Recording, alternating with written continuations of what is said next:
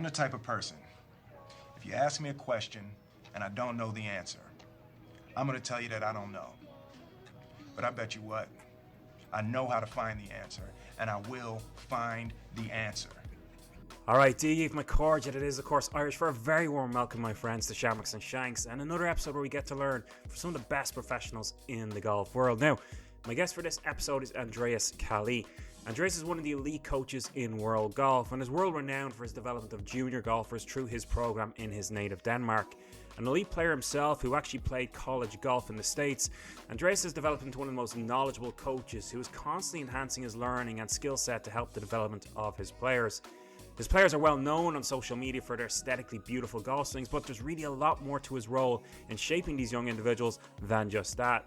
A really great episode where we start off discussing some club golfer concepts and tendencies. We also get into winter practice advice from, experiencing the same issues perhaps in Denmark that we do here in Canada. And then in the second half, we get more into technique, some of the foundations of Andreas' Junior Academy, plus we take a look at the work Andreas and his student, PGA Tour player Rasmus Neergaard Petersen, are currently working on. Already a superstar in coaching and only getting higher in estimation and respect throughout the golf coaching world, this is Andreas Kali. Usually I would stop the intro there, but I think what's said at the end of this episode will really give you a true reflection of the driving force behind this impressive, driven and rising golf coach. When asked really why he does this, what really drives him to be a golf coach, I think you'll be fascinated by the answer. So make sure to go to the end of the episode and hear that from Andreas himself. Other than that, let's get into the episode. Okay, Andreas Kali, very, very welcome to Shamrocks and Shanks. Thank you so much for coming on here live from the car in Denmark on a very, very chilly Denmark. We're kind of having a little competition, see where's colder today, Toronto or Denmark. I think I won a little bit by that one. But really, really appreciate you coming on, mate. Thank you so much for making the time. Yeah, thanks, Steve. I like talking golf. I think who doesn't when they're really, really interested in the swing. So, for those who maybe aren't overly familiar with you, you're one of the most kind of, let's say, popular coaches coming up in terms of what you do. Like, I'm not talking social media in terms of likes, follows. I'm talking about the swings you produce and how you work with your players. So amongst coaches, you're very popular in that respect and very respected in that respect. For those who don't know you, you're head of the Danish Junior Golf Academy. And this is sometimes, somebody puts out a title, but you've moved over 145 players under your guidance to the national panel, which is an amazing number. British amateur champion with Jakob Skov Olesen, and he's actually now moved on to the DP World Tour, so that's a great move up. And Rasmus Neergaard Petersen. Close enough. Petersen, okay, we'll do.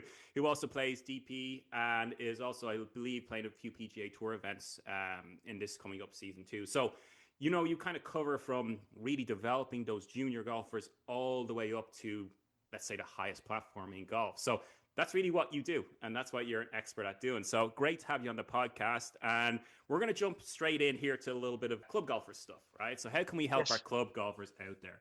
I always start with this one. What's one of the most common misconceptions you encounter with your players? And this can be across the board. It doesn't necessarily have to be a club golfer. It can be juniors coming in or, even very elite, experienced players. What's one of those things that keeps coming up where you go, you know what, actually, that's not quite right in terms of how you understand that? I would say in general, poor concepts. Okay. Simply a poor understanding of what causes the ball to do what it's doing, and what they should do to remove whatever they want to get rid of, which in terms of ball flight. I think there's a lot of guys, the reason why they're hitting a crap shot is actually when they're doing what they're trying to do. I think there's, especially actually still when it comes to ball flight. I think with launch monitors and everything, I think we're pretty good on knowing that the ball starts on the face and curves away from the path. But I still think that there's a lot of people that if they really deep down understood it, they wouldn't move the way they move the club through the golf ball.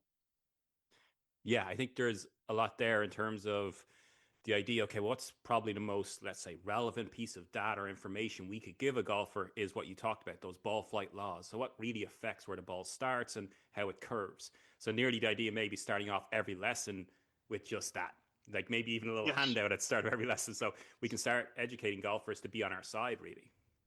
But what I mean is that I think would say that all the players I coach, if the ball flight loss was like a written exam, I think they would all pass and they would all get A pluses. But there's still some that when they hit a ball that starts kind of straight and goes left, they actually begin to slowly and steadily either aim themselves more to the right or aim their swing more to the right to avoid left, where you're going, okay, so you know the answer, but you clearly don't understand it, because that ball that started straight and went left, you should have opened the face to the path. You shouldn't have moved the path further to the right. Does that make sense? Yeah, so it's the understanding and then the application of the understanding. Yeah, Knowing yeah, yeah, something yeah, is not enough in yeah. itself. Yeah. No, exactly. Knowing is like, well, I mean, it's a good start, but like, how do you actually act upon that information, right? What do Yeah, you for do sure. with that information, or do you just turn on the autopilot and just do what you always have done? Because then you're probably going to get what you always get, right? Yeah, I think going back a little bit to what you said at the start there too, is a really interesting paradox. Is sometimes what the player, and I know you've probably experienced this in a lesson, where a player comes in, has a certain pattern, you go, okay, well, what are you attempting to do here? What are you trying to solve with this swing? And they'll go, well, I'm working on this, and you'll go, well, actually, that's the issue. We don't actually Yes. need to do that. So as you said, sometimes the cure is the poison a lot of the times, and what a lot of players are doing. So, you know, as you said, being aware maybe of those ball flight laws, maybe what affects ball flight, and then even on your own, attempting the process of trying to link these things together, cause and effect, even starting on that process, that journey. You don't have to have the answers, but I can tell you as a coach, and I'm sure you're similar, if a player comes along and goes, I know the ball starts here, I know the path is influencing that, I know it's probably this, but I'm not sure, can we look at that? That's a great, I get excited when a student comes in and says that stuff. I'm like, okay, you're in. I love this stuff. You're invested. That's the goal, right? Yeah, absolutely. So just for those club golfers, maybe misconceptions is kind of the misconception is misconception. So perhaps let's all start with a little ball flight laws. If you're not familiar with them, Google them. Let's get into that a little bit, be aware of them, and then try to start applying them yourself a little bit in your own practice sessions or even with a golf coach. And that can really enhance your education. And I always say to players, if you understand, your mind is now working on my side. It's smart. It's going to do its best. But if you're feeding it rubbish, it's probably going to give you back that same thing. So really, really interesting. You and your players deal with a very similar environment to what we have here in Canada in the winter. I think for us here, it's about 5 months indoors. For you in Denmark, it's probably 6, similar-ish, maybe? Yeah, okay, in around the same number. What are some of the guidelines you implement for player practice with indoor environments versus the outdoor? Well, again, it depends on the player and how much time they put in, right? If they're ambitious, doesn't matter what age. If we go indoors, we probably do that like mid-October. Okay. Mid-October would then be the furthest we can possibly get from actually playing golf. That would likely mean that if it's an ambitious player, let's just say it's a 12-year-old player who wants to get good at golf, we're likely spending at least, we're not only doing it, but we're at least spending a month and a half looking ourselves into mirrors. We're looking at ourselves, trying to move better. I think long term, I think that's important. Also, full well know that you probably can't get much further away from playing golf. But I would say that if you can't move yourself around in the mirror and you can't send the signals to your pelvis or to your hips or to your shoulders or to your chest from your brain, then you're likely going to have a hard time doing it when you're swinging a golf club as well, right? So I would say we spend quite a bit of time doing that. I think we try to not waste our time. So meaning indoors, what can we do? Can we play golf? Yeah, we can play some simulator golf, but I mean, is that really golf? It's kind of ish, but it's not really golf. However, there's a lot of good things to do as like a baseline, right? So you kind of have, just like you have your putting mat that you take outside, you can almost use the indoor facility like that. There's no distractions, there's no nothing. I can work on my swing, I can work on my yardages, I can work on my direction, I can do different things where I can get really, really good at that. So I know that off a mat into a net, when I hit the ball this hard with whatever club or with different swings with my wedges, the ball should go this far. Now, it's never really going to go that far when you go outside on grass, because there's temperature change, there's elevation, there's wind, there's grass types, there's all these things. But at least you have a fairly rigid starting point that you know that off a mat, 18 degrees Celsius, 50 height meters, the ball goes this far. So it's like controlled, right? Yeah. And I think you can, I think we spend quite a bit of time doing that as well. Okay. when it goes into, let's say, wedges, so we want to control yardages as best we can throughout the bag, but when we go into wedges where it's maybe a little bit more specific, a little bit more scoring, do you apply a truth to the numbers you're getting indoors similar to the longer stuff? Or because we know there can be maybe a little contact before the mat, ball bounces up a little bit, we might get more or kind of less spin in terms of what happens. So are you using that time and go, okay, well, let's work on that 85-yard shot and we're getting really good at it indoors. And then when we go outdoors, we have that, let's say, pattern, and then we just adjust it like we would go into a different elevation on a golf course. Yeah. Okay, so something more like that. Okay. Yeah, I would say we usually, like, if we have, I live, 10 minutes away from TrackMan headquarters. So we have quite a few TrackMans. We will very, very often we'll have like almost two phones, or a phone and an iPad running on one TrackMan, and we'll have one that tells us what the ball's actually doing, and one that's normalized to, again, probably 18 degrees Celsius, 50 height meters. Oh, okay. So we know what it should do, and then we can see what it actually did. Right. Right. Fantastic. So we can learn, oh crap, like it's hurting a lot more than it feels like, right? Mm-hmm. Do you find it challenging when you put players in those environments that we have? So let's say we're outdoors, we're on a range outdoors, we're given a lesson, we have certain amounts of feedback. So let's strip away the video and the launch monitor for a second. We say we have, okay, club into ground, ball on club, and then ball flight. So we have three. Well, the player has three, let's say, access to three as a natural. When we move indoors, we don't really have ball flight. We have ball guided flight, let's say, on a screen. Yes. But we have a lot of data, a lot of numbers pop up on those screens, right? Whatever system you're using. Yeah. Do you find yourself having to, maybe at the start where we talk about introducing a player to those kind of learning environments, okay, well, you're going to get 5, 6 different types of feedback here, including TrackMan video, etc., even my guidance as a coach. When you're working on this, this is the feedback. When you're working on this, this is the feedback. And do you find yourself kind of making sure the players don't, because it's very easy to kind of like get distracted by all the numbers, right? I've got some, because we have a lot of standard bull flight numbers just sitting there at the bottom. Mm-hmm. I try to usually like put the ones all the way over to the right that the player needs to pay attention to. But I'll get guys who hit a shot and then they look at the three numbers, and then you can see they just keep looking like across to find some number that's wrong. Yeah. Right. And then, of course, we have to have a conversation about it. I know there's guys who are actually, John Ortega out in California has like an indoor place. He just only has the ball flight on the screen, and then he's got all the numbers on a little separate, he's got it on the projector screen, and then he's got numbers separately on a TV screen, so the player doesn't really see the numbers. Mm-hmm. I guess you could do that. I'm just not, I don't know if I'd like to think I'm smart enough to install it that way, but it's just how it's been. I usually have like 2 or 3 things that people can look at over on the right? So if it's wedges, they're probably looking at club speed, smash and launch. Yeah. Okay. As a starting point. We'll likely add spin and carry just because all these things kind of go together. Mm-hmm. But if it's like full swing, regular golf lessons, they usually have face to pass, swing direction, low point, distance. Yeah. That's the only 3 numbers they get. Yeah. Yeah. So it's kind of controlling the information that they're getting from all these great feedback. Yeah. Yeah. There's no point in putting the swing plane on there or like something like that. And so for you, more havoc than good. For you, when you're kind of marking progress throughout that 6-month indoor period, you mentioned kind of playing. There's no, like, the progress wouldn't be so much based on the playing side of things, like your scores, so to speak. It would be more on the data parameters and improving, let's say, the efficiency of the data point first, and then the variability of it, perhaps. Yeah, kind of. We try to be functional with some things. I'm fortunate that where we work indoors, it's not like it's actually a training facility. It's not like a simulator place. Okay. Yeah. So we actually have a putting green and a chipping green like next to where the sim's at, right? So we can actually play games where you hit into the screen, pass a certain number, have to walk over, hit a putt.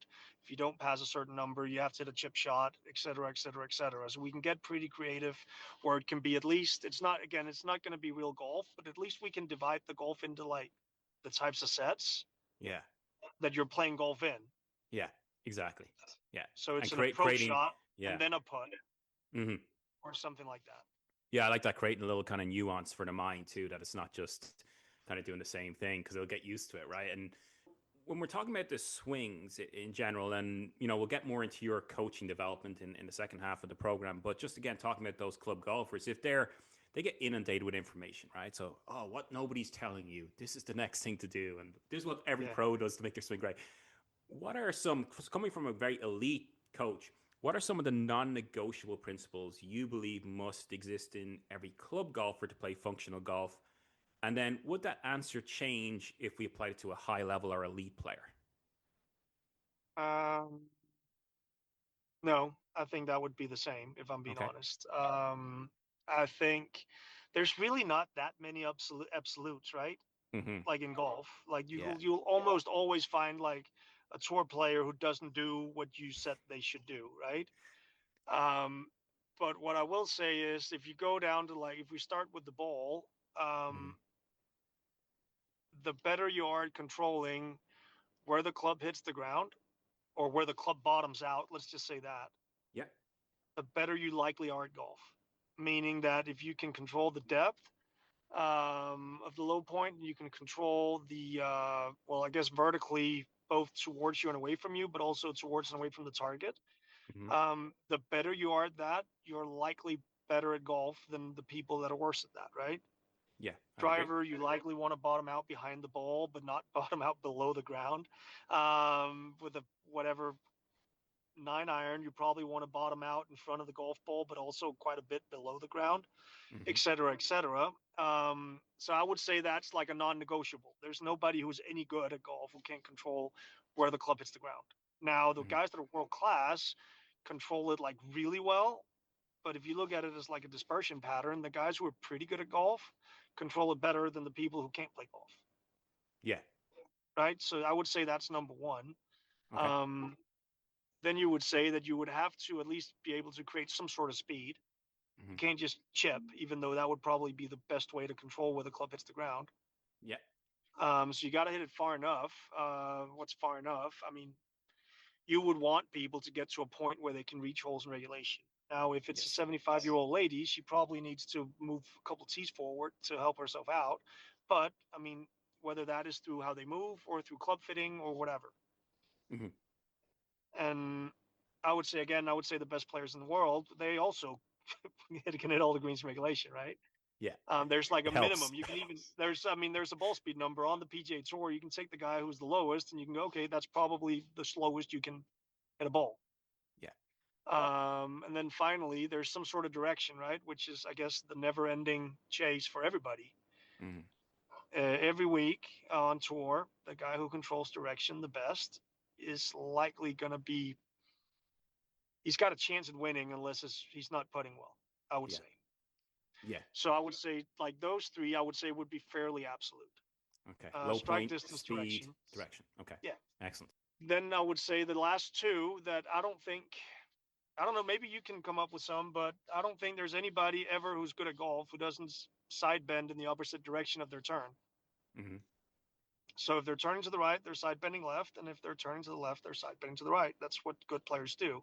Now, the amount they turn or the amount they side bend might be different, but nobody who's good at golf turns right and side bends right. Even though you might see a couple of drills on socials where people are turning left and side bending left at the same time, and you might see Alex Noren really try to do it when he does his drills. It's not what he does. Yeah. And then, so here's the interesting one, right? So one of my mentors is a guy named John Sinclair, and John has like the largest 3D database of PGA Tour players. Hell, it might TPI might have a bigger one, but John's got a big one. And the only thing he told me that's absolute in his database is that everybody he's captured so far moves their pelvis linearly towards the target before they turn it towards the target. Yeah. Everybody. Yeah. I walked 27 holes last week with David Pooch. And the first thing I did was I wrote John, and I was like, John, do you have David? Like, do you have his 3D capture? Because he might be the one. We might have an outlier. He might. He probably doesn't, but he's got to be freaking close. I've never seen anything like that before. But so I would say those would probably be. I mean, can you do all these things too much? Yes, you can, but everybody does it. Yeah. Do you have any? It's really interesting you mentioned John, because I was going to go into that, because I got the chance to go out, and I contacted John last year to go out and spend some time with him. So I went out to Texas, spent the day with him, and we had that conversation. So I was showing him like my player captures on the 3D system I use, and he was showing me his. And we were talking about that, and he was like, I used to have a list of 8, Steve, and then every time a player would come in, strike it, strike it, strike it.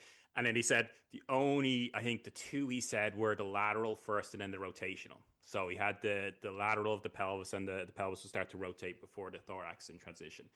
And he goes, and they're holding strong right now, but maybe someone comes in and changes that.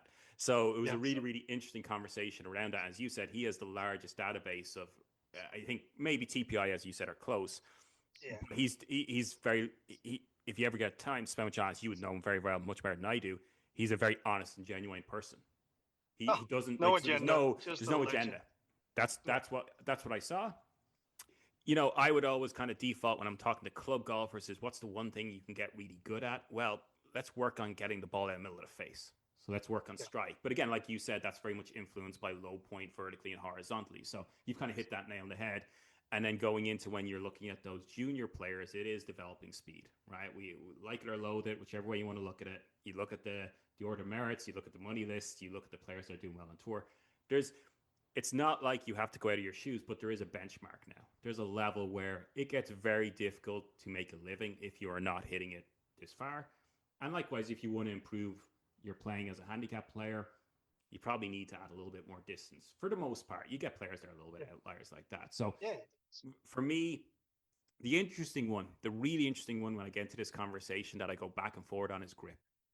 And so I get a little bit pedantic when people go, grip is not a fundamental. And I'm like, well, what do you mean? And they go, well, it's not a fundamental. Like, well, you have to put your hands on the club, otherwise it doesn't move. So in my mind, that's how I would describe a fundamental. Does it have to be the same way? No, you can do all sorts of variances, but understanding that it has a massive influence. So how I put my hands on affects forearm and so forth. But that does define it as a variable, though, doesn't it? Yeah, absolutely. It's a variable, 100%. But it's a variable, but has a constant influence. So that would be kind of like where I kind of, and we kind of get into the weeds and talk about this. I'm not saying it's not important. All right. Yeah. Like I'm not disagreeing. I'm just saying that, when was that? I forgot what event it was. It was in Germany once, where Alex and Matt Fitzpatrick were standing right behind each other hitting balls. And I was like, hell, I was almost considering taking 2 pictures and go, well, there's your right hand grip spectrum. Because there's like the way they place their right hand on the club is almost 180-degree difference. And I think one of the contexts I look at, and is if I get a player in front of me and they're really good, right? So say mini tour, professional, and their grip is a little idiosyncratic, maybe something that you wouldn't maybe teach to a beginner if you're starting off, but they hit it really good. I just leave it the fuck alone. I'm not changing it, right? So the only real reason to change these things, and that's where sometimes when players are, when people put, Blades Brown last week drew a lot of attention in terms of what he does, his pattern. Had this discussion on Instagram with a different coach where, I was like, well, JP has done a fantastic job with Blades, managing his talent and ability, while you behind the scenes, you don't know what they're doing.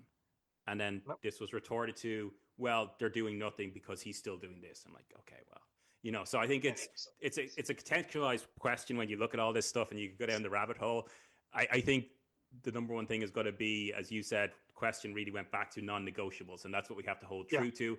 So as you said, those non-negotiables would be, well, you have to do this. There is no choice. But I would agree. You would have you have to hold on to the club. Yeah. Depends how mad you get. Yeah. I'm with you. You have to hold on, or else it's not. Unless you're Rory at Bay Hill, like, and trying to do some motor pattern. Yeah, you're right. So many of our club golfers would be of a slightly higher age. So when looking at possible, let's say, physical restrictions, what might limit movement, etc. What do you think is the biggest issue that causes issues in the golf swing in terms of that? Right? Are we talking wrists? Are we talking ability to rotate and hips, etc.? And I know it's a hard question because it is, again, contextualized by who's in front of you. But from your experience, let's say, where's the biggest issue that causes problems in the swing downstream? It seems to me that hips and shoulders just keep getting stiffer and stiffer and less mobile the older people get, unless they take good care of themselves, right? Yeah.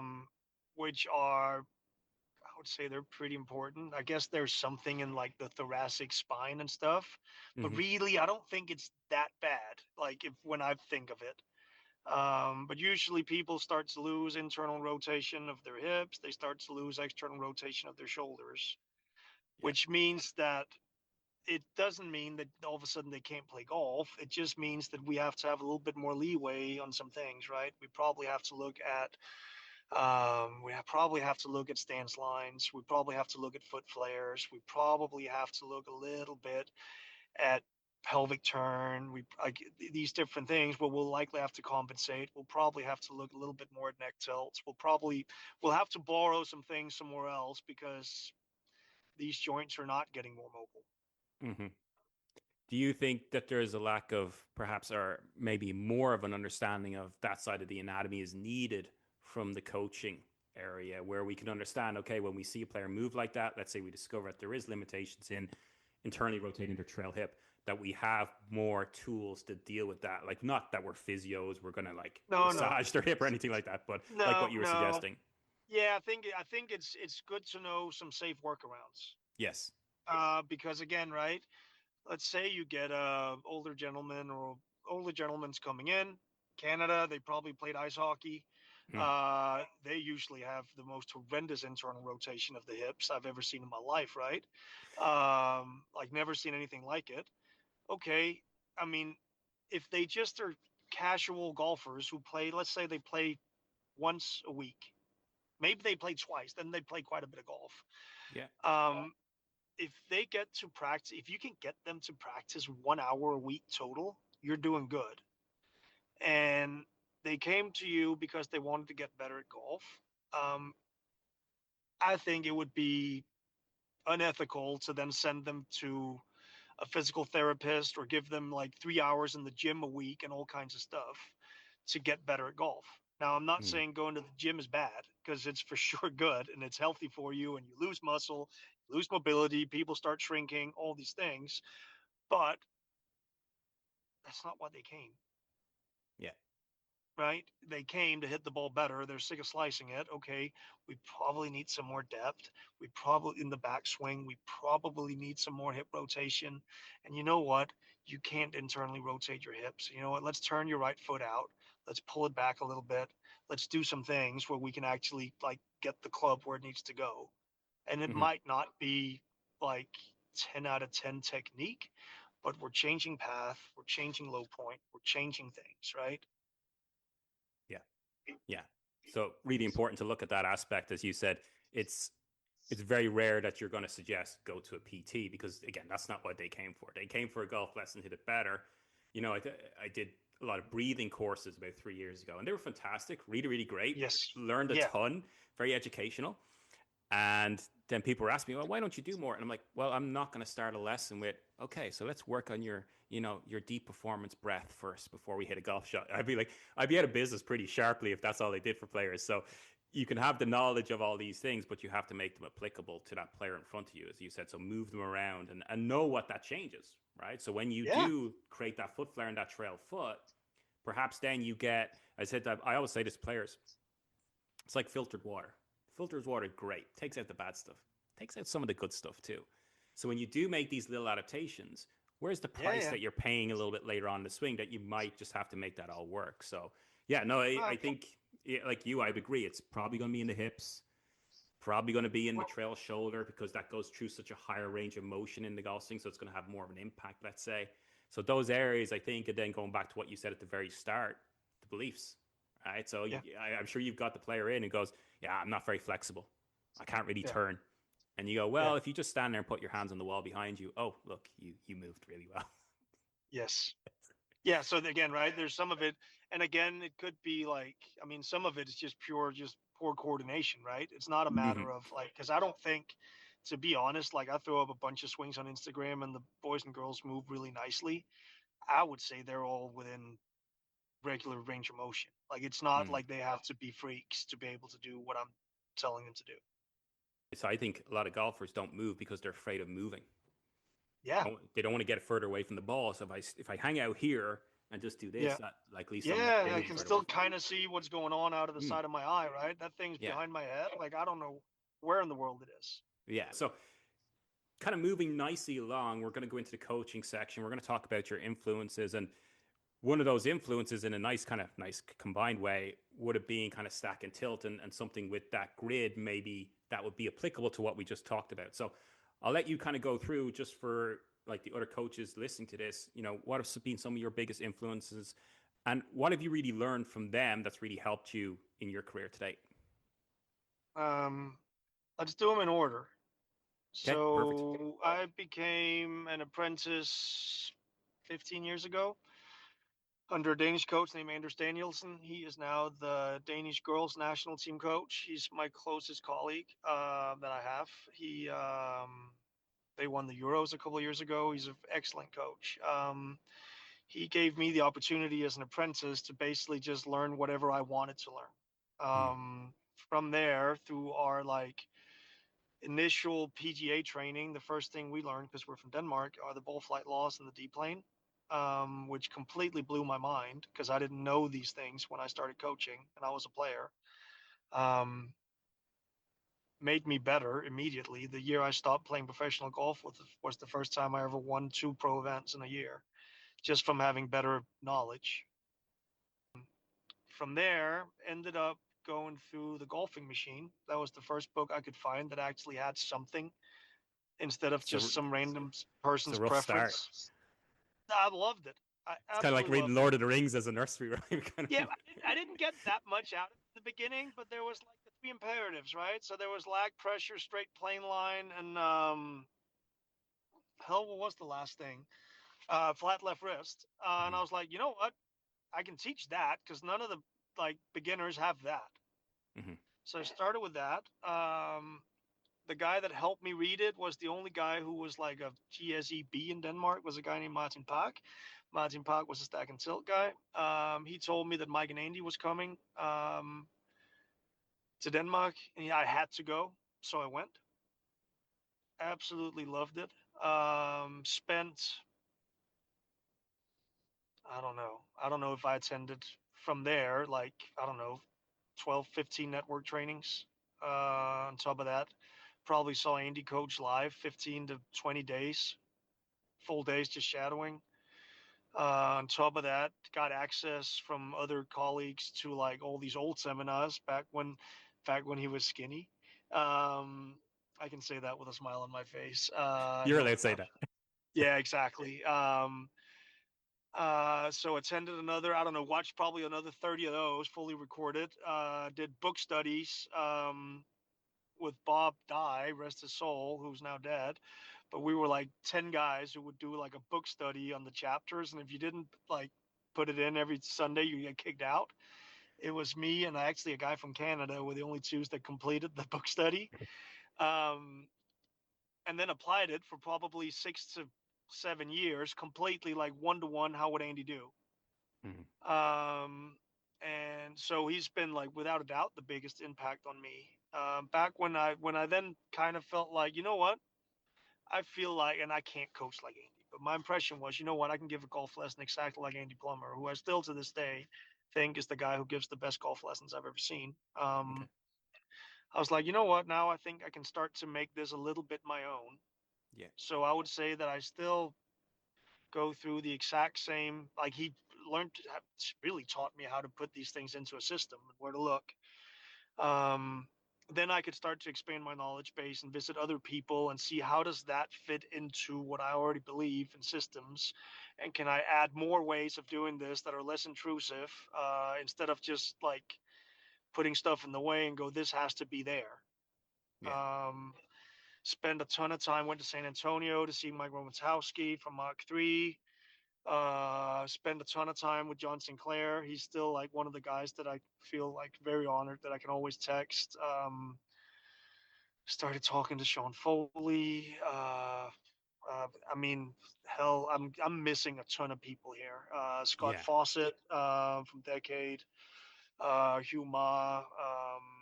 And again, like I consider all these guys now like mentors of mine. And I think really it's like I really like talking to people now who really does everything the opposite way of what I do, but get results. Interesting. Because I think at the end of it, I've spent a ton of money on educating myself over the years. I love it. Going, is it next week? I'm doing one day with the Helix guys there in Denmark. So Chris is a good friend of mine. So Yeah. I'm looking forward to seeing him. And I'm going to see the other guys and see what they're doing, right?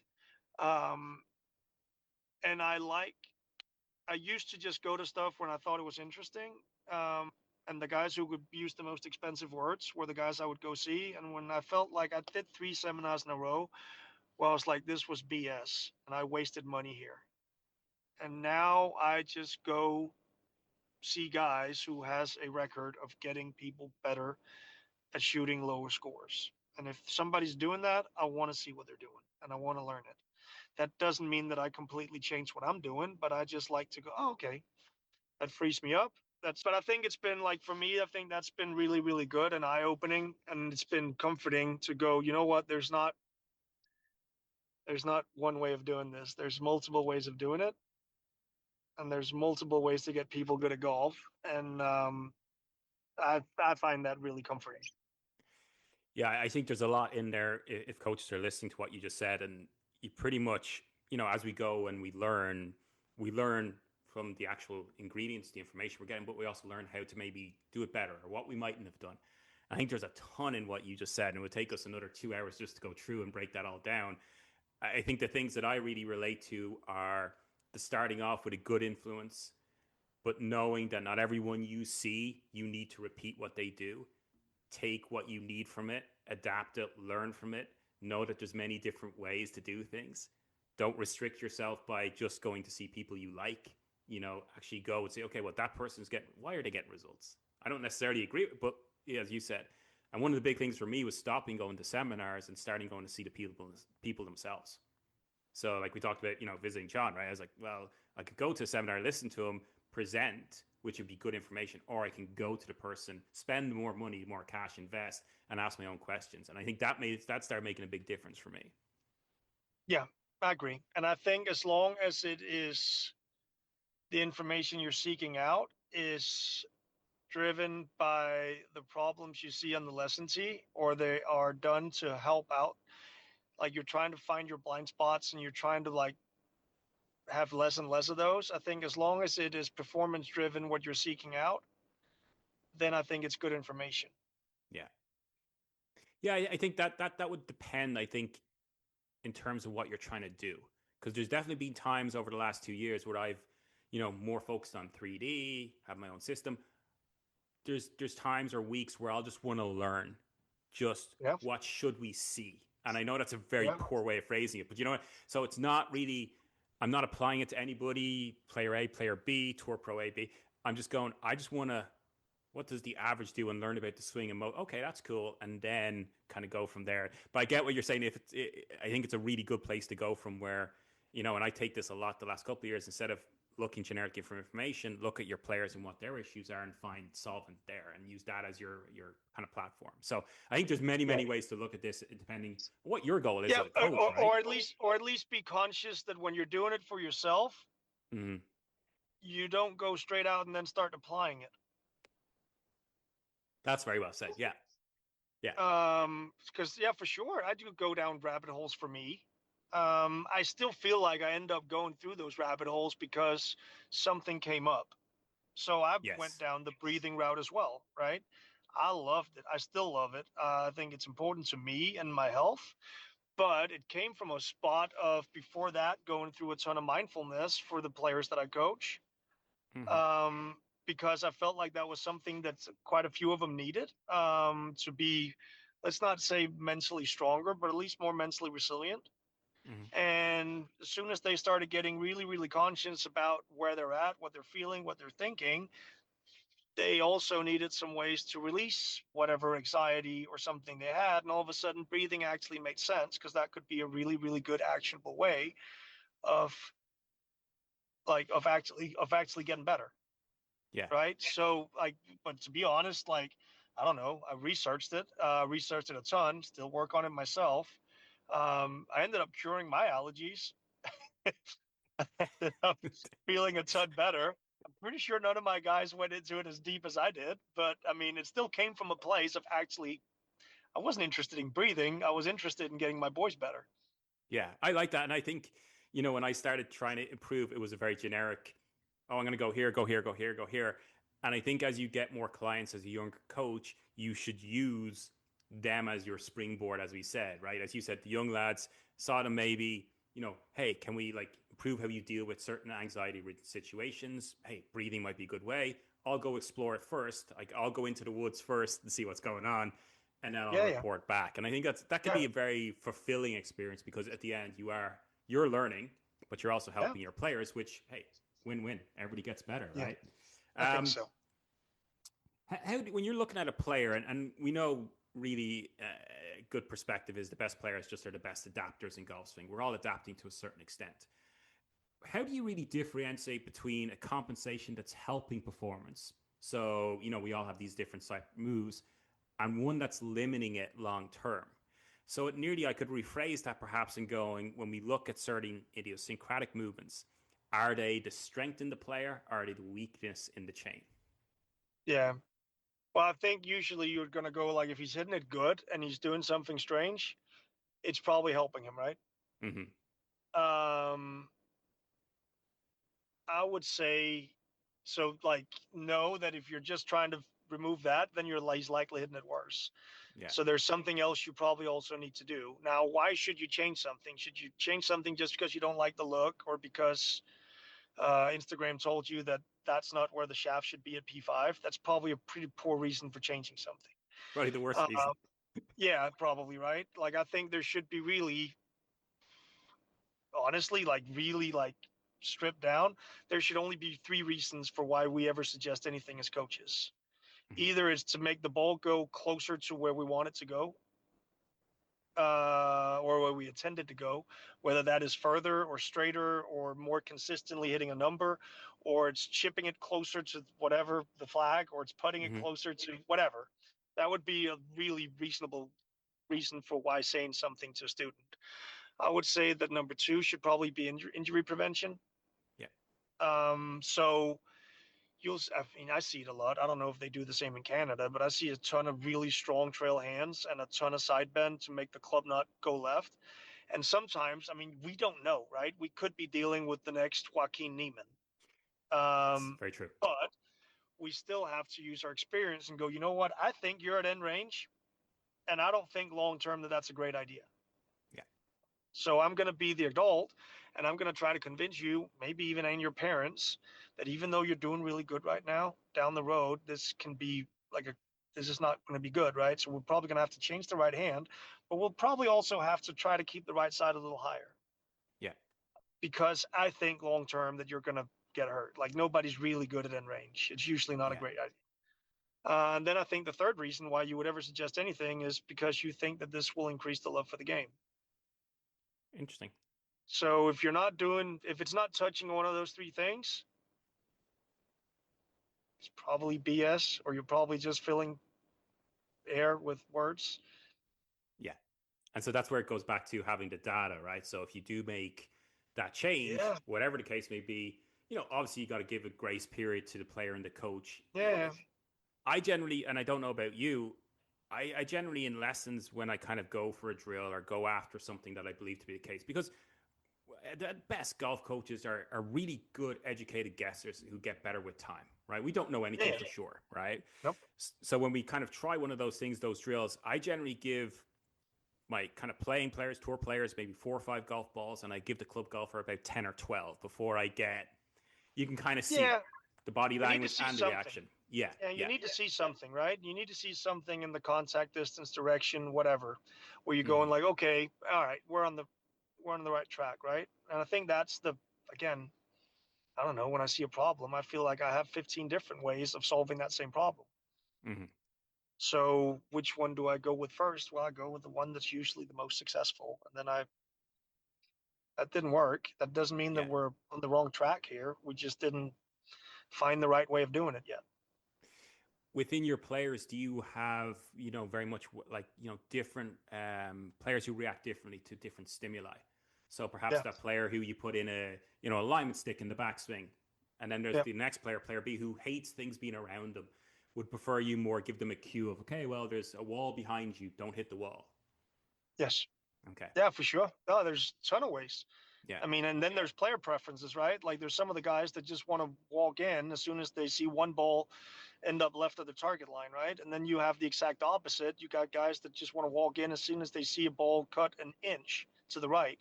So you got to, like, you can't just tell them that this is a superior shot. Like they decide how they grow up. They decide how they see golf. They decide that, like, I don't know, the guys that don't want to see a ball go left, they usually tee it up over on the left side of the tee box, right? And they push it out to the right, and they probably play with a more open club face, et cetera, et cetera. So, I mean, it takes a little while sometimes to understand, right? And you got to cue in on like, okay, how are we doing this? And I mean, some of them you just got to explain to them how the entire machine works, and then they go, oh, okay, I get it, and then they just do it. And then you've got some who are like, dude, I don't need to know anything. I don't want to watch video. I don't care. Just tell me what to do. I'll do it. Yeah. I don't even care how it feels. Mm-hmm. All right. Okay. You need to point the face at your left foot at setup. Okay. Does that make the ball go straight? Yep. All right. Then they'll do it. Yeah. I had the good fortune to, before Butch closed his golf school in Vegas, I had the good fortune to go out there and spend 4 or 5 days with him. Oh. And the very first day, so his rule is basically, right, you can stand in the bay. Yeah. And you stand right beside him. You can look at everything that's going on. You just don't say anything while the player is there. And then when the player leaves, you can ask your questions. Fair enough. No problems whatsoever. So first guy comes in, about 20 handicap, gets up to the top, trail wrist in mass flexion, club face is open as a 24/7, throws it over the top, big cut slice 6-iron, maybe goes about 110. Does the same thing again. And I'm like, okay. And in my head, I'm not saying anything, but in my head, I'm like, okay, well, trail wrist and flexion, want to get more extension, might have to look at that elbow. Then get more lapella. Butch comes over and he puts his hand. The guy is like facing towards the wall, and Butch comes over beside and puts his hand in his right pocket. And he says, "See that right pocket there, buddy?" He goes, "Yeah." "Can you get and turn that pocket behind your right shoe in this next backswing?" He goes, "Yeah, sure." Turns it flush, 150 down the middle. I'm like, yeah. I'm like, oh my god, totally different, right? Because he's seen it so many times. He's seen it like. Yeah. More times than I'll ever see it, and he knows 98% of the time when I've seen this has worked, and he has that, yes. That experience to kind of back it up, which is fantastic. Can you walk us through like a real example where you I think this has happened to all coaches really, where you walked in, see a player move a certain pattern, you see what the ball flight does, you go, okay, we want to change that, and the fault looks obvious, right? It looked like it's staring you right in the face, and you go, okay, and you fix it. And on video, it looks great. You've solved that issue. And I know that's an aesthetic feedback, but let's say you solve it and you go, okay, that looks great, but the player gets worse. And yeah. I'm not just talking maybe just because there's a coach section. I'm not talking in session. I mean like over a week, let's say, or maybe even longer, and you're like, head scratcher. Can you talk us through a situation that might have happened before, or has that happened to you before? Oh, it's happened plenty of times. Okay. I would say two of the ones that come to mind are either when it happens is that I've not been good enough at explaining to them what they need to use the fix for. Okay. So there's no ball flight intention to the thing, like to the fix.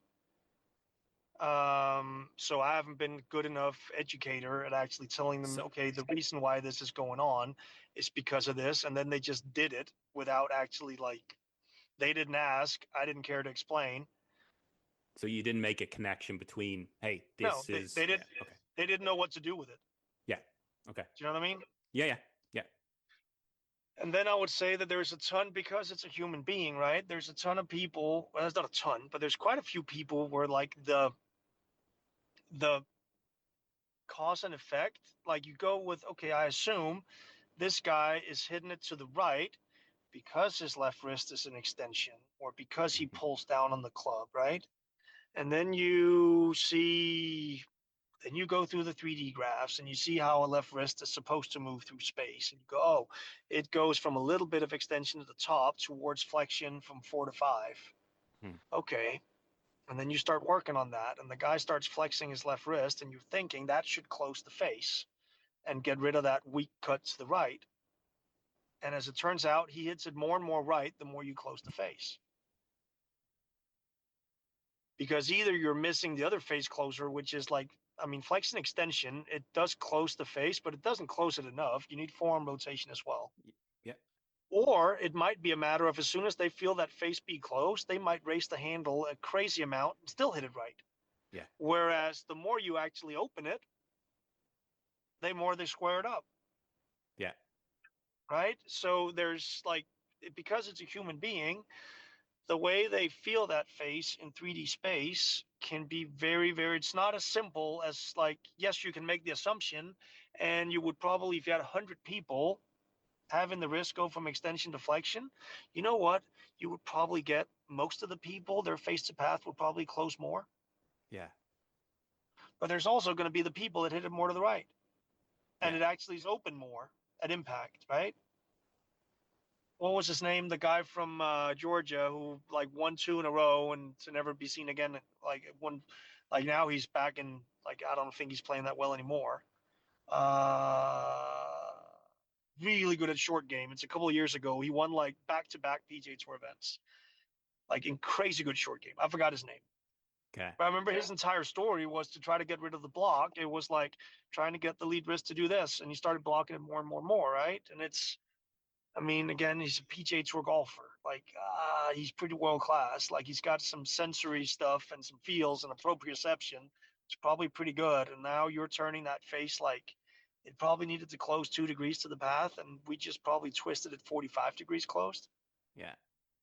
It's probably not going to just swing at it, right? It's a big change. I think 45 degrees face angle change. Yeah. Pretty big.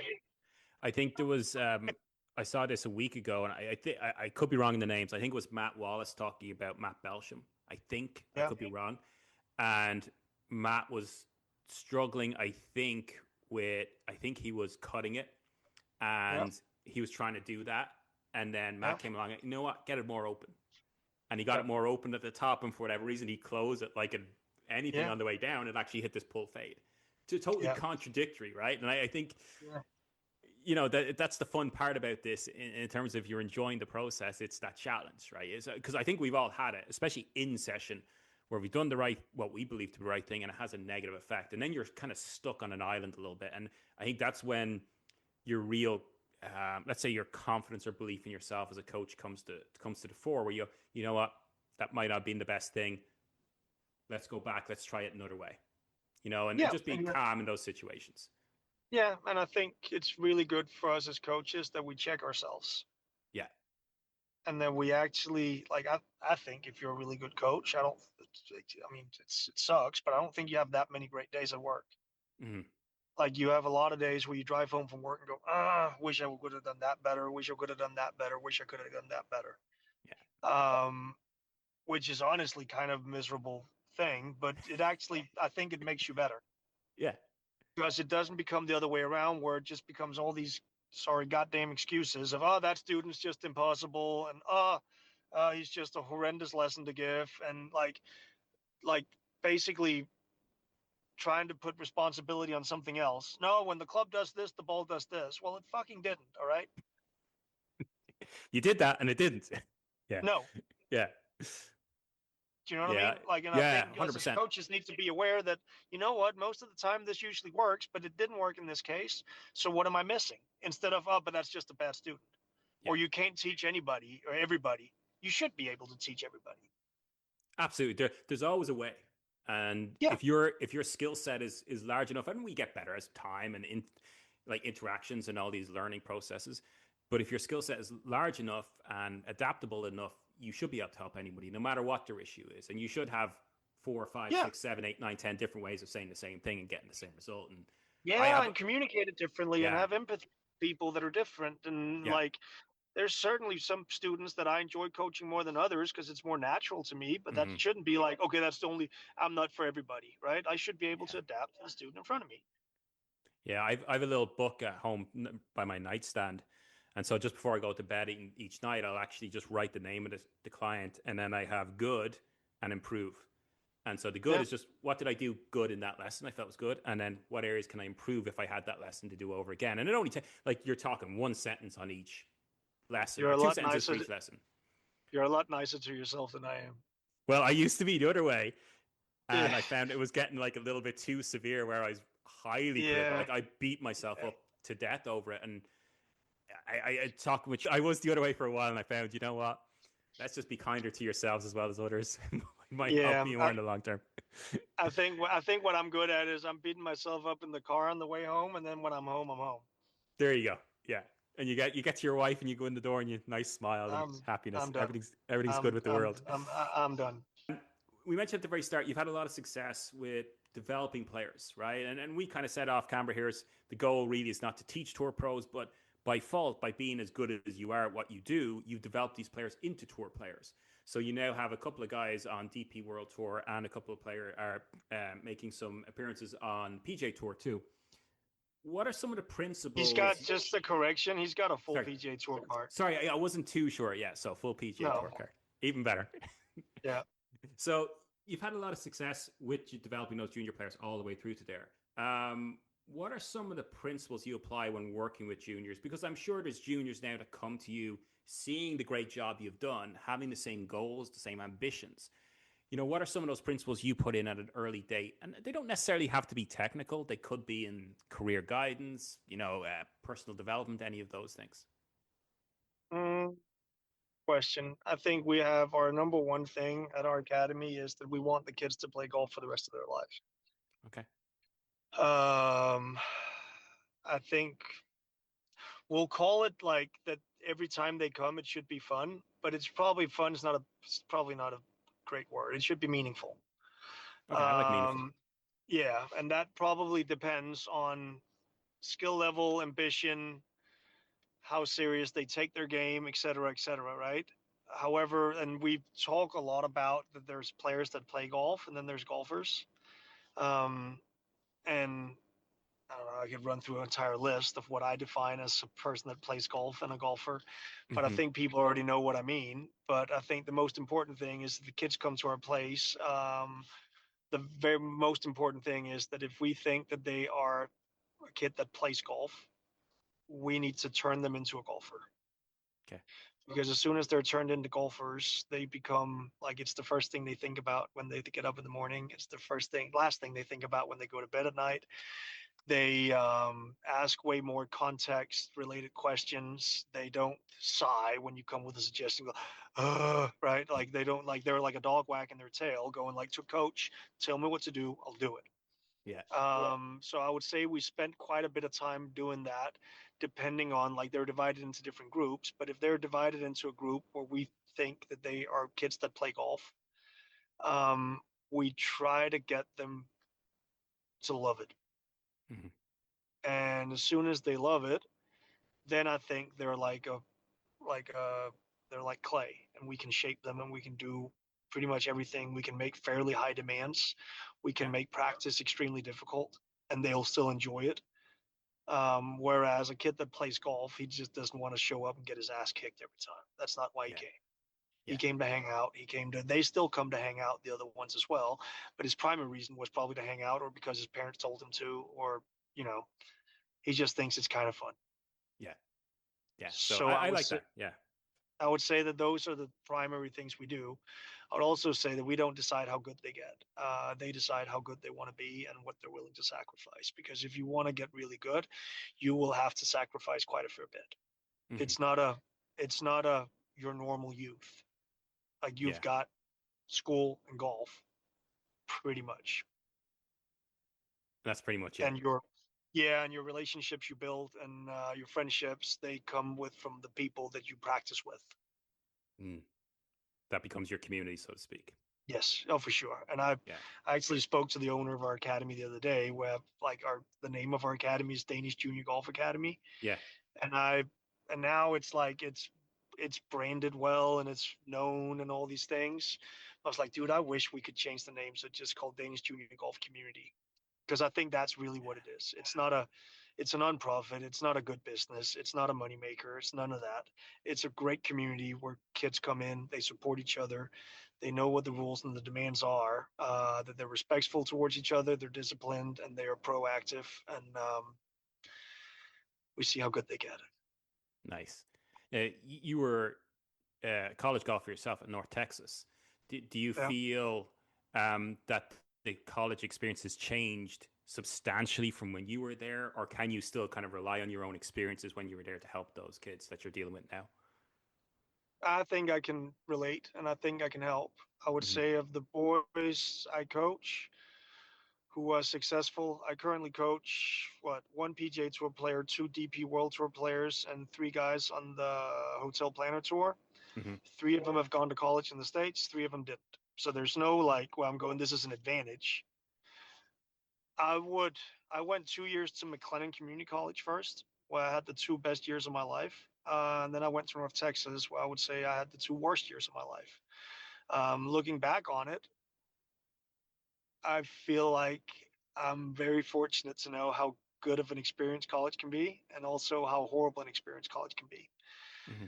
I still suggest that the boys and girls go, because I don't think we're in a hurry. And I think if they can get a degree and they can get to see the world and they can grow up in a fairly safe environment through college, I think it's great. But of course, if they don't want to go, they shouldn't go. Yeah, absolutely. Yeah, no, I love that over idea about making a community. And there's a good coach over here called Doug Laurie. He does a lot of juniors. And when you see those posts when he has his players in, you get the sense of that. It's a community. They're enjoying themselves. They want to be there. They love to be there. And it's, such an important aspect. Okay, so let's go through a few swings if you've still got time, if we're still okay. Don't want to keep you. I've got like 5 to 10 minutes. Okay, plenty. All right, Rasmus. All right. Yep. All right, this is really, really good. We love this. What's the big thing that you guys work on over the last couple of seasons, or is there something that you've been working on lately? And what's his main thing in terms of ball flight? What's he trying to stay away from, and what's he trying to get to? Good question. This shot right here, or these swings right here, are what we would call window 5.5. Okay. It's a very shallow shot or angle of attack that probably curves like a yard or two to the left. Mm-hmm. He's got some pretty precise numbers on his TrackMan or his quad. Now he's got both because he's a big deal. That tells him where he is at. What's very interesting with Rasmus is that that's probably the only shot he never hits on the course.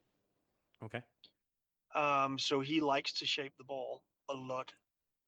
And does he like to shape it both ways, or does he have a preference? Both ways. He's completely fearless. I would say that his go-to is likely more of a cut, but he doesn't mind hitting like a really high draw to a short left pin. Mm-hmm. Yeah. But the thing is that his tendency is always to get fairly steep and left. Okay. Like this little squeezy window 1-ish is his, like the shot that he hits probably the most. Okay. I'd say like, I don't know, window 1. Call it just the knockdown fade, right? Yeah. So this is like his baseline swing, which is pretty much all we practice. Okay. And we don't practice it that much. It shouldn't take that long. And so when you're talking about windows, you're talking if we kind of drew something out there that he's trying to get the ball to start off.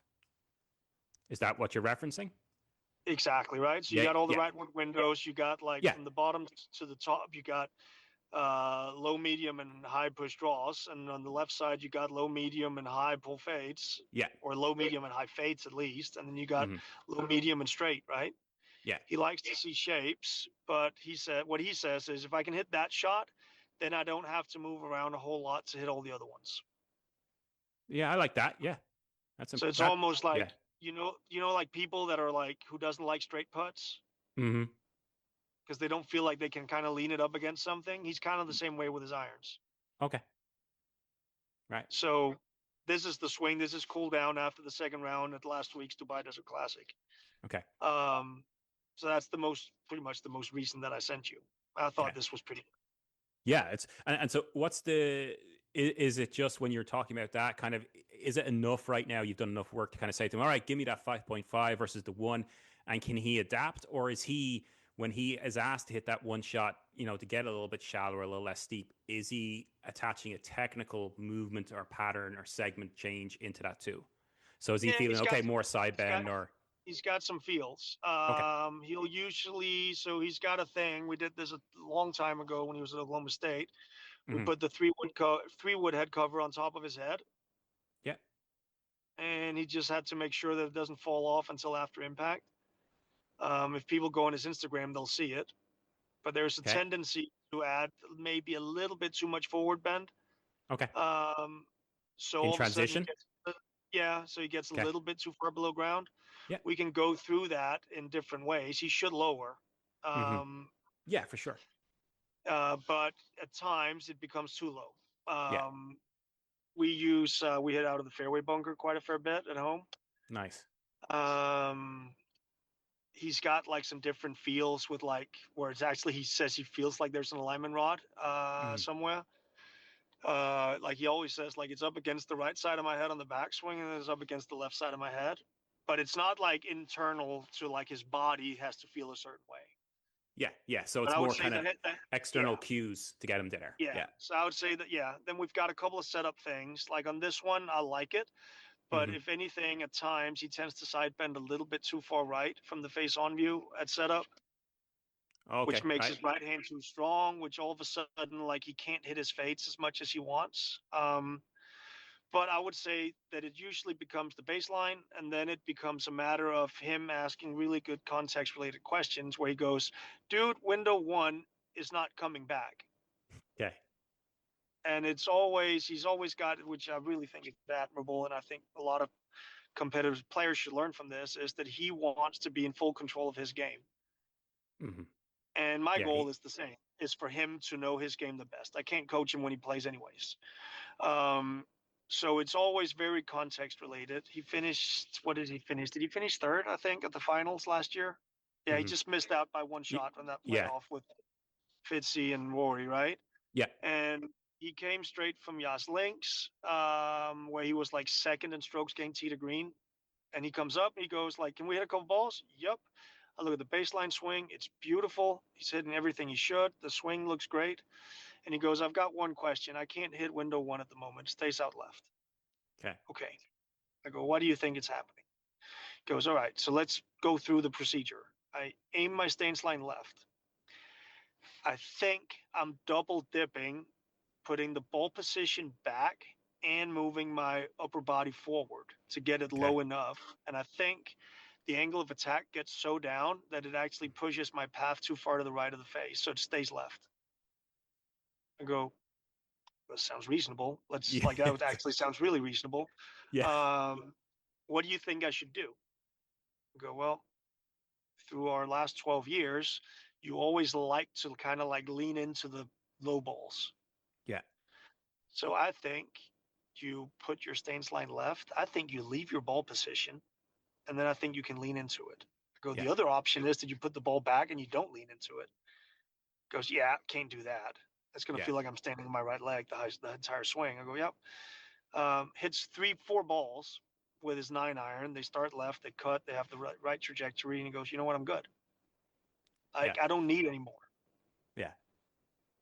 Nice and simple. But because of what you guys have worked, because of the knowledge sharing, the information. Yeah. But it's always context related. He'll never, ever in his entire life make a swing, look back at me and go, what do you think? Yeah. Right? I think a ton of things. Yeah. I think a lot of things. That's really interesting because it's always, I think, sometimes in a little bit, we kind of expect that it's something very, secretive and detailed and why these guys are. And it's always nice to just get a little behind the scenes look between the coach and an elite player and go, well, you know what? It's relatively simple, but we've put in the hard work to get to there. But we've done that to make it relatively simple. Now we can work off feels. So I know you're short from time, so I just wanted to show this really, really quickly. And this is basically the website. So AndreasKaliGolf.com. And the reason why I want to show this is, number one, there's some stuff on here for club golfers too. So there's a free guide, 5 fundamentals to better ball striking. Jump on the website. I'll put the details of the website in the actual pod, so we don't need to remember that. But if you just throw up your first name, last name, email, you actually get that document for free, which is great. I recommend it. Little info on you. And then right down the bottom, because we're in the coaches section, these are absolutely fantastic. So these things I can't recommend enough. Now, just talking about you in the third person while you're here, I did, to the audience, I did a video thing, a course about 2 years ago with Hugh Marr and Andreas, and I can't tell you how good it was and how well you speak when you're talking about the golf swing. And because you went more down the sack and tilt stuff, which I wasn't familiar with that time, and I understood everything really, really well. So I think that's really a compliment to you in taking something that perhaps could be challenging in the first place, but really turning into a very easy learning experience and very knowledgeable, and everything explained to reasons why it works. So I think these in here, the full coaching philosophy for like €500, shit, like that's nothing compared to the amount of money you'd spend on other stuff, right? So, how much you were saying you spent and how much I've spent, like it pales in comparison. So you get 8 hours of coaching for that. Just if I can add a little bit of context, right? Yeah, for sure. So my deal is right now, and we end up as coaches going like, why am I doing this, and what do I actually want to accomplish with this? Mm-hmm. I want to do a couple of things. I'm extremely busy at the moment, Okay. which means that we as coaches, what do we do when we're busy? We raise our rates, right? To slow things down, whatever. But there's still like only a certain amount of hours in the day, and I want to spend time with my family as well, and I want to do what's best for my students.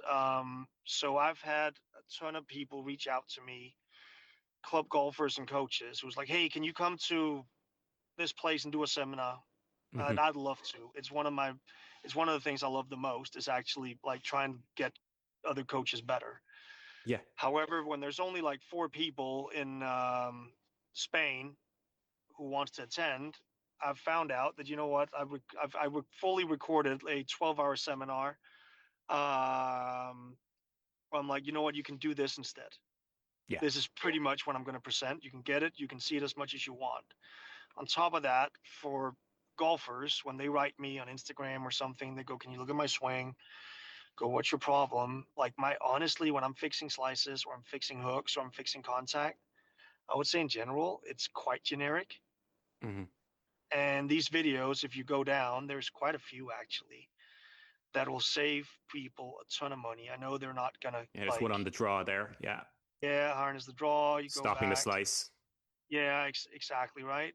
So Awesome. So it's basically done so I can help out more people. I understand that they're not getting the help directly from me, but on the other hand, it is at a much cheaper rate. Yeah. I get a lot of younger coaches ask me, "Okay, well, you've been to see this guy. Who was the best? What's the best?" I'm like, "You're doing a great job." We talked about this a little bit before the pod began. You're very unassuming. You're doing your thing, shutting out the noise from outside, and you're doing what you said you wanted to go see. Guys who make players better. And that's you, right? Yeah. So I think anytime you have a coach... Sorry, you go ahead. Yeah, every time you have a coach like that, why wouldn't you want to learn from them? And in this case, okay, well, we might see you at an education stop somewhere down the road, but until then, this would be fantastic and a lot cheaper than the plane flight and the ticket would cost to go see the seminar. Yeah. I've got 2 reasons for being in golf coaching. Like seriously, is what it all boils down to. I wanted the guys I coach, I want to give them I want them to feel like they're giving their golf dreams the very best chance that they can possibly give it. Right? Like that's number one. Doesn't matter if they make it or not. I want them to, if they put the clubs down, I want them to be able to look in the mirror and go, "You know what? That's the best I had." And then we can at least rest knowing that that wasn't good enough, or maybe that was top 10 in the world. Maybe it was number 1 in the world, whatever. Yeah. And number 2, I want to leave golf coaching in a better spot than it was at when I started coaching. So it's basically my compass for saying yes and no to things. If I can, that's why I said yes to this. Yeah. I feel like it gives me just a little small opportunity to maybe put golf coaching in a better spot. And then I say yes. And then I say no to a ton of things if I don't think that it applies to one of the 2 things I said. Well, we definitely, I know I really appreciate you coming on because I just like, as you said, start talking golf, right? With great coaches.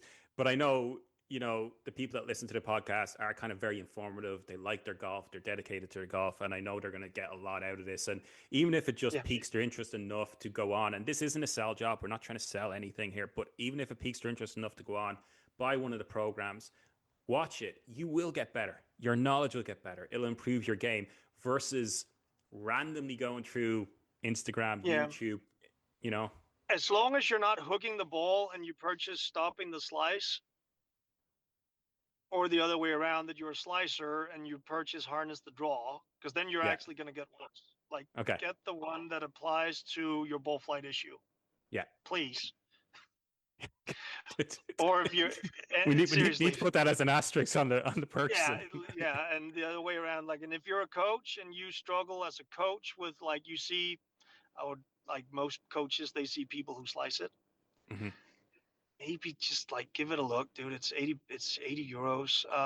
There's gonna be tools that you can add to your toolbox in how I would fix it, and you can go, it's a little different, but when I get in trouble and I can't fix it, then maybe I'm gonna add that little one thing or two things that Andreas said, right?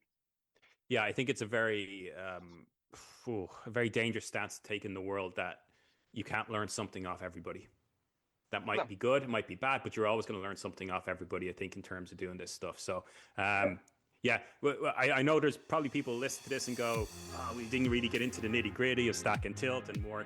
Hey, maybe we'll get you back on sometime. We'll get a little bit more technical from that perspective, but I know you're very busy, so I didn't want to take up too much of your time. So let's do a part 2 some other time, Steve. Okay. I enjoyed that. All right, great, mate. Thank you very much for your time. Have a lovely evening. Hopefully it warms up a little bit tomorrow, warmer than here in Toronto. So thanks, mate. It won't. Thanks, man. Cheers. Bye. All right, everyone, so that wraps up another episode. Massive thank you to Andreas Kali for coming on the show. I'd highly encourage you to follow Andreas on social media. So his Instagram handle is @AndreasKaliGolf. His YouTube is also under the same username. The website that we mentioned in the episode is andreaskaligolf.com, and on there you can check out his instructional library for both the club golfers and then his coaching education series for fellow instructors and coaches. Big thank you to you, the listeners out there. As always, without you listening and downloading these podcasts, there wouldn't be a show. And I really appreciate the support and the feedback. And just a reminder, if you do enjoy it, please make sure to rate the show on either Apple Podcasts or Spotify. As always, if you want to work with myself in person or online, or indeed have any questions on golf or the podcast, you can contact me on Instagram @SteveMooreGolf or through my website, SteveMooreGolf.com. Finally, for your own game, don't forget, work hard, work diligently, but most importantly, work smart, and we'll talk to you again soon.